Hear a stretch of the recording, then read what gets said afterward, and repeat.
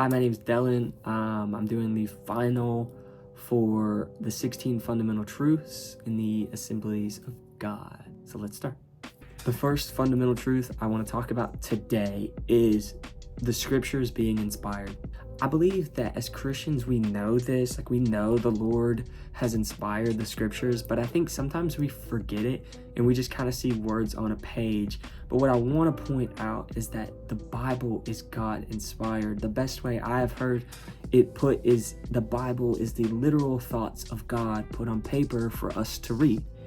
And when you see it that way, when you see it through that perspective or that lens, it adds an amplified version of who God is, that he cares so much that we know his character, that we know his thoughts, that we know who he is. He's a personal God and he cares to be personal with us. And that in this scripture, that it is a living, breathing testament of to who God is and how good he truly is. And on that, it leads us into the second fundamental truth I want to talk about, and that is the one true God. We learn about this one true God through the scriptures, but it is so essential to our faith. Who is God?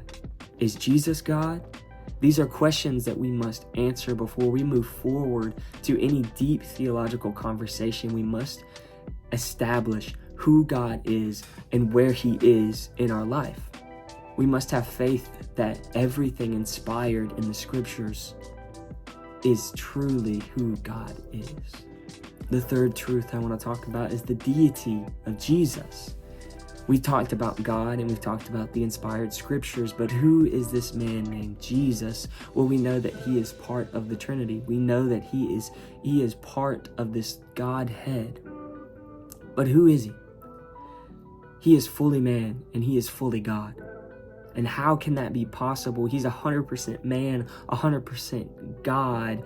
And the fact that he would step down from his position, that Philippians says that he did not consider equality with God as something to be exploited, but he considered himself a servant. He had a servant's heart. He showed us how to live a life. He gave us a map to walk with the Father. He showed us our quiet time, what it should look like. He showed us who we are supposed to be and how we are supposed to love people and love God.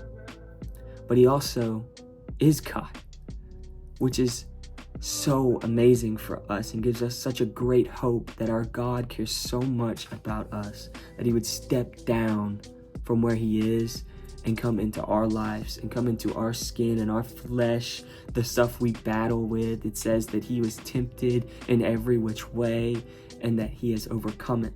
Speaking of the temptation, I believe it's also important for us to talk about the fall of man. In Genesis 3, we see that Adam and Eve eat the fruit, the forbidden fruit that the Lord told them not to eat. And this disobedience led us to this lifestyle of sin and lies and deception. We must talk about sin because it leads us to grace. It leads us to who Jesus is, that for God so loved the world that he sent his son to die on a cross for us. And that in Romans it talks about how all have sinned and fall short of the glory of God. But there's a grace that passes everything, every lie, every sin that we've committed. It passes it because the Lord has defeated death. He's defeated hell and he's defeated the grave. So I believe that if we do not talk about sin, we cannot talk about this great grace that leads back all the way to the Father. The fifth and final fundamental truth I'm going to talk about today is the salvation of man. This is why Jesus came. This is what our faith is built off of. Our faith is not built off of works or what we can do for the Lord, but is by what the Lord did for us. And that while we were still sinners, Christ died for us.